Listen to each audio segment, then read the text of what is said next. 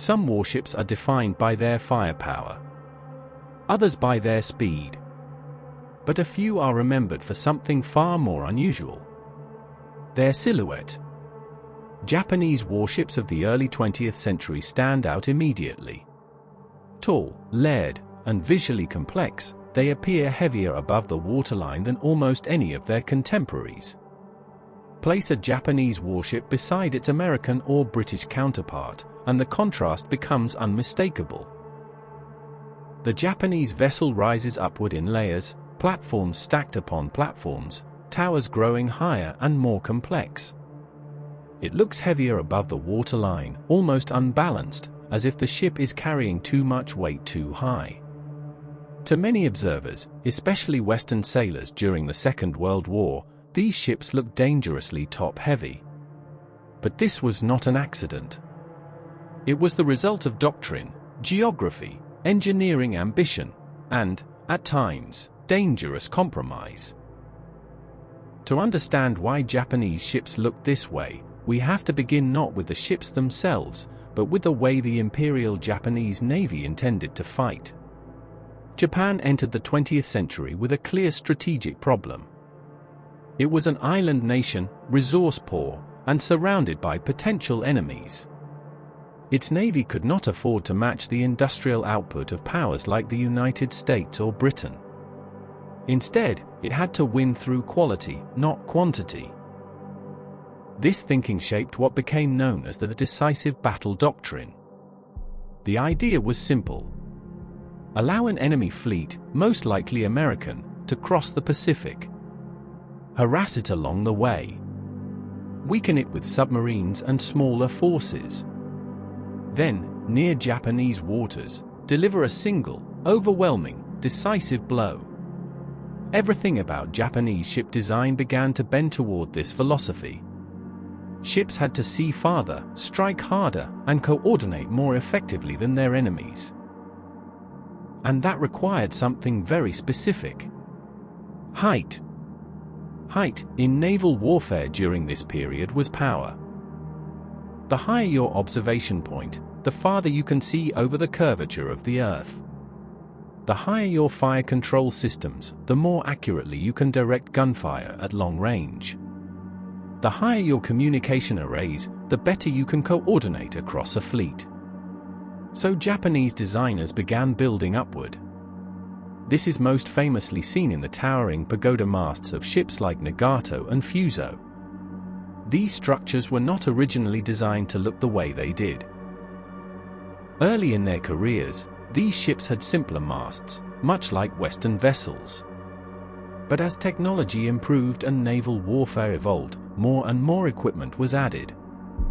Rangefinders, fire control directors, signal platforms, observation posts, and later radar. Each addition required space, and often, elevation. Instead of rebuilding ships entirely, the Japanese frequently expanded upward, stacking new levels onto existing structures. It looked excessive, but it served a purpose. There was also a cultural and doctrinal layer to this design philosophy. Japanese naval officers placed enormous importance on visual identification and centralized command. This meant more observation posts, more optics, and more officers positioned high above the deck. The command structure itself also influenced design. Japanese ships often emphasized centralized control, with commanding officers positioned high within these superstructures, overseeing battle from elevated positions. This required large, complex bridge structures, further adding to the vertical profile of the ship. In 1934, a Japanese torpedo boat named Tomozuru capsized during a storm.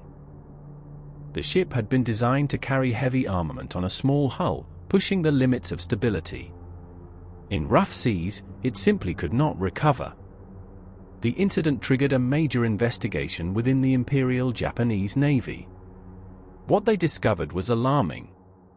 Many of their ships were dangerously top-heavy.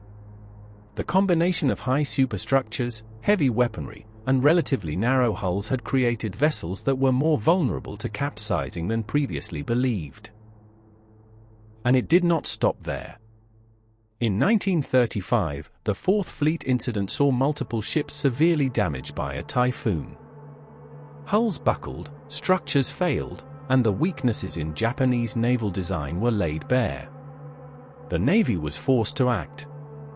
Ships were modified, ballast was added, structures were reinforced, and design standards were revised.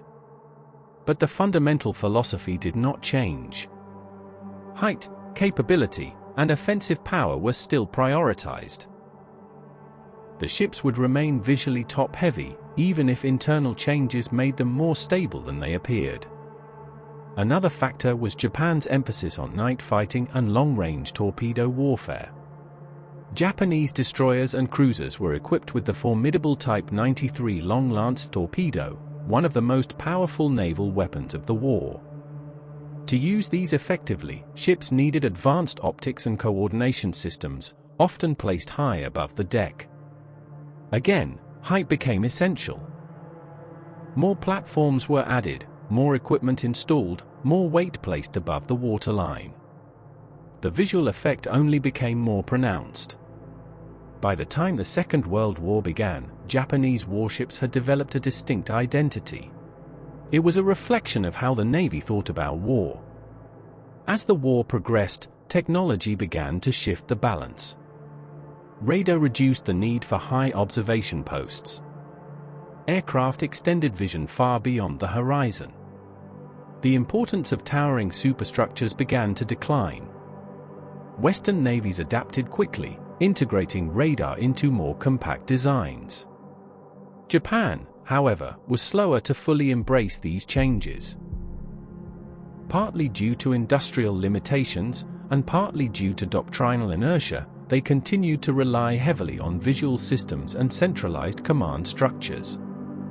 This meant their ships retained their tall profiles longer than those of their opponents. And in a war increasingly dominated by air power, height could become a liability.